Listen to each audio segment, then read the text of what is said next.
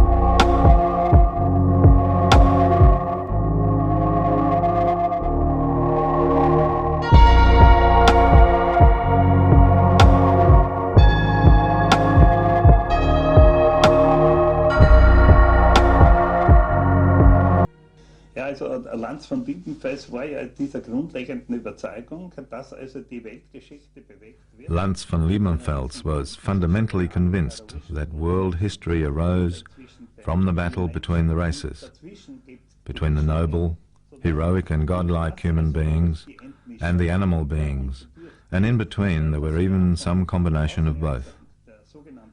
Thus, through a cleansing process and through the slavery and oppression of the so-called lower human beings, a godly era would appear, if the race conflict was to be won, in Lanz's view.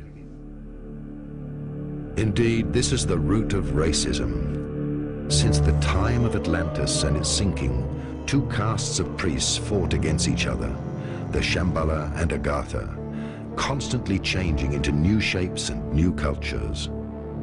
The earth and its eras may only be a mirror of this spiritual argument. In Austria, the old Austrian Templar monasteries are situated all along the river Danube. One of them stands in Branau, the birthplace of Adolf Hitler. We can only guess as to whether Adolf Hitler in his youth met Lanz von Liebenfels already at the Brennau monastery, or whether he met him later during his years of study in Vienna.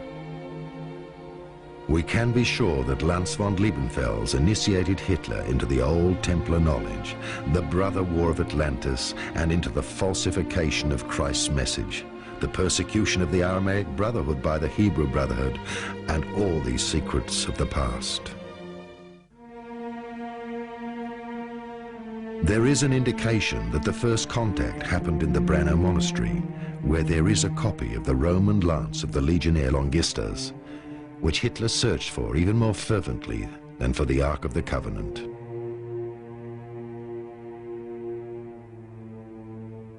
The lance of Longistus was supposed to hold magical powers, as it had been thrust into Christ's heart. The secret Atlantean teaching tells us that when the extraterrestrial gods fell in love with the still reincarnating human animal women, there was a war between the gods.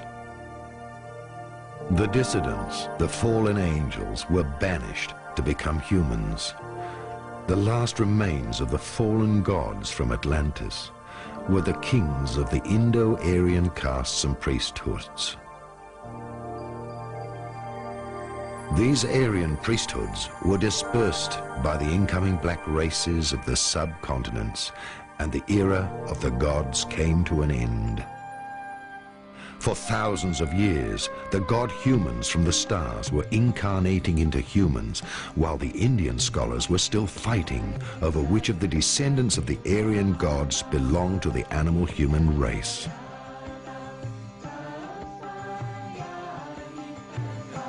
The initial root of racism, distinguishing between a superior and an inferior human, was thus revived, when, at the end of the 19th century, the search for the Aryan god-humans was taken up by a European esoteric elite. It was Nietzsche, with his superhuman and many other prominent writers, who drew the idea of the god-human from Atlantis out of the Indian texts. It was a few decades later that the secret esoteric teachings, mixed with the lost times of the Crusaders and the lost ideals of chivalry from the Germanic god legends, would influence a young man in Vienna.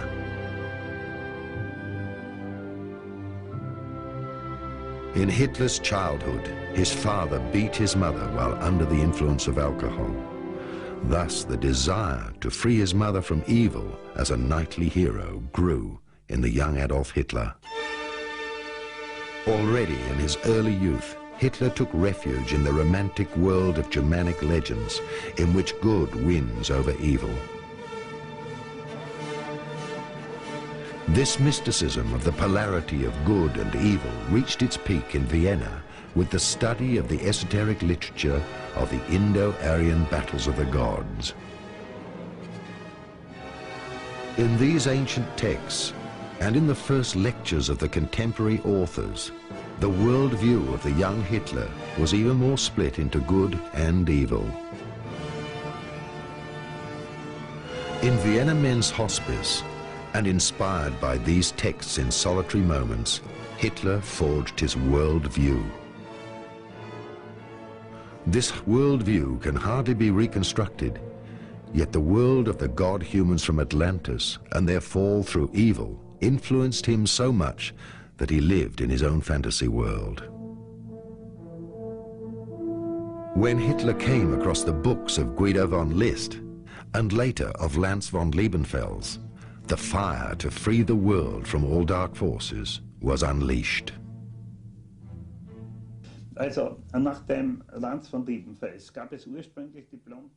So according to Lanz von Liebenfels, originally there were people with blonde hair and blue eyes. They were godlike. They came from somewhere in the universe, and amongst them were the animal-like humans, particularly the so-called monkeys. According to Lanz, the races commingled insofar as the blonde and blue-eyed women united with the animal-like human beings. This is how the mixed races appeared, and these were called the little monkeys or Chandlan. Indeed, this comes from the Indian tradition. Und These animal-like beings and so on, in the whole world history, threatened the culture which the blonde and blue-eyed people had created, and which they still create.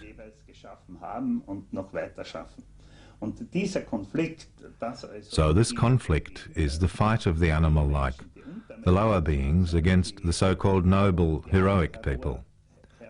This leads to the necessary destruction of the lower beings. This program of destruction is the ultimate goal. It is indeed a form of apocalypse, in which the lower beings will have to be cast out, and the blonde and blue-eyed beings will survive. In der also sozusagen die Untermenschen ausgeschieden werden sollen und die Blond-Blauen allein also sozusagen überleben. With Hitler's view to save the world from evil, the catastrophe was already preordained. In the text by Lance von Liebenfels, we can find the inspiration ground of all racist teachings of the time, and Hitler embraced literally all of these ideas. Thus, Lance von Liebenfels spoke of a purebred race of Aryan people and the reviving of the noble qualities of the gods, and of the end solution of getting rid of the inferior races in order to establish again the god-human race, blonde and blue-eyed, as the superior race. But Hitler was not the only one to read the teachings of Lance von Liebenfels in his paper Ostara in Vienna. There were many different personalities from various organizations who later came together in order to pull on the same side and to establish the idea of the new superior race. Ludendorff and Dietrich Eckart already subscribed to this racial publication. Strengthened by his interpretation of esoteric material, perhaps already a member of the Templar Order, Hitler launched himself into the First World War. He may have already made contact with Ludendorff before the First World War as an equally esoteric-minded friend. His chance to convince all that he was the German savior who would lead the battle against all injustice on earth came a few days after the beginning of the First World War in Munich, where he spoke up after the liberation battle against the communists.